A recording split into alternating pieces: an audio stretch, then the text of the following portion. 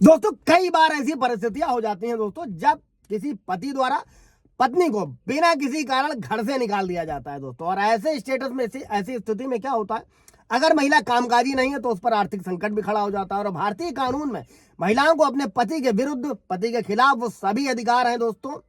इसके लिए जरूरी नहीं है कि महिला का पति जिस थाना क्षेत्र में रहता हो दोस्तों वहीं रिपोर्ट की जाए, बल्कि कोई भी पीड़ित महिला अपने पिता के घर जाकर उस थाना के क्षेत्र के अंतर्गत कहीं भी पति के खिलाफ रिपोर्ट दर्ज करा सकती है। नए कानून में तो 0 FIR का भी बंदोबस्त किया गया है दोस्तों। या फिर अपने जिले के महिला थाने पर जाकर भी 498A के खिलाफ घरेलू हिंसा है, मेंटेनेंस है, किसी भी तरीके का मामला महिलाएं दर्ज करवा सकती हैं दोस्तों। जय हिंद, नमस्कार, मैं एडवोकेट आशीष मिश्रा। दोस्तों लाइक कर दीजिएगा, शेयर कर दीजिएगा, सब्सक्राइब कर दीजिएगा।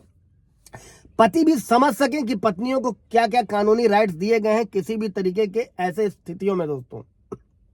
इसी के साथ में पत्नी के क्या राइट्स हैं दोस्तों। सबसे पहला जो पत्नियां इस्तेमाल करती हैं 498 है, जो नए कानून में भारतीय न्याय संहिता 85 के तहत ये एक संज्ञेय धारा है, कॉग्निबल ऑफेंस है दोस्तों, जिस पर थाने से FIR की जा सकती है। और इस धारा में क्या व्यवस्था करी गई तो 3 साल जेल का प्रावधान किया गया। अगर किसी महिला के साथ किसी भी प्रकार की फिजिकल या मेंटल क्रूरता की जाती है, उसे टॉर्चर किया जाता है, उसे गालियां दी जाती है, मारा पीटा गया है, दहेज के लिए ताने दिए गए हैं दोस्तों, गहनों के लिए परेशान किया गया है, स्त्री धन रख लिया गया है, उसके माता पिता के बारे में गलत सलत बातें कही जाती हैं दोस्तों, जिन्हें लेकिन प्रूफ करने की जिम्मेदारी भी कोर्ट में पत्नी की होती है दोस्तों। सिर्फ झूठा मुकदमा लिखा देने से किसी को भी जीत हासिल नहीं होती है दोस्तों। और ये सभी क्रूरता की श्रेणी में आता है। और पति ने उससे मारपीट कर घर से निकाल दिया है, दोबारा लेने नहीं आया, तो ऐसी स्थिति में महिला पुलिस थाने जाकर भारतीय न्याय संहिता 85 का यूज कर सकती है और मुकदमा दर्ज करा सकती है दोस्तों। इसी के साथ में दोस्तों, अगर पति पत्नी को साथ नहीं रख रहा है, ऐसे में महिलाएं क्या कर सकती हैं, हिंदू मैरिज एक्ट की धारा 9 में व्यवस्था करी गई दोस्तों। अगर किसी महिला को बगैर किसी कारण उसके पति ने घर से निकाल दिया है, उसे छोड़ दिया है,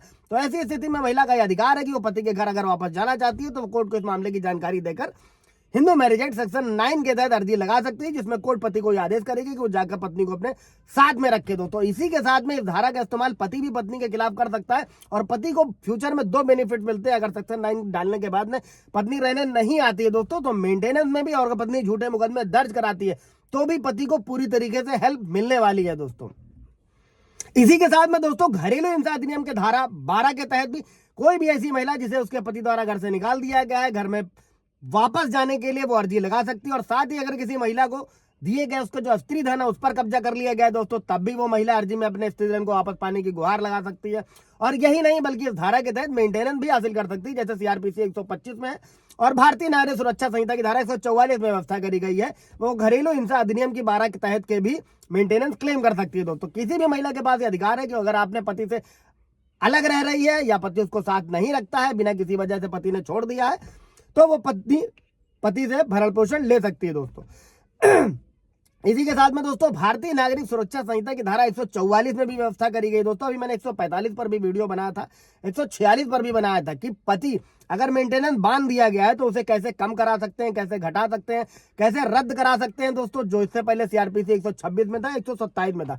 जाकर आप वीडियो देख लेंगे तो आपको भी मेंटेनेंस घटाने में या रद्द कराने में हेल्प मिलने वाली है दोस्तों। और बगैर किसी कारण से अगर किसी महिला को निकाला गया तो चौथा उसका ये राइट है दोस्तों कि 144 के तहत पति से भरण पोषण मांग सकती है। आमतौर पर दोस्तों कोर्ट जो होता है 3 से 5 हजार तक मंथली आदेश करती है। इसके साथ में महिला के स्टेटस को भी देखा जाता है, जीवन शैली को भी देखा जाता है, पति की इनकम को भी देखा जाता है। और इन सभी चीजों को देखने के बाद में कोर्ट मेंटेनेंस का आदेश करती है दोस्तों। दोनों ही पक्षों को एफिडेविट लगाने होते हैं।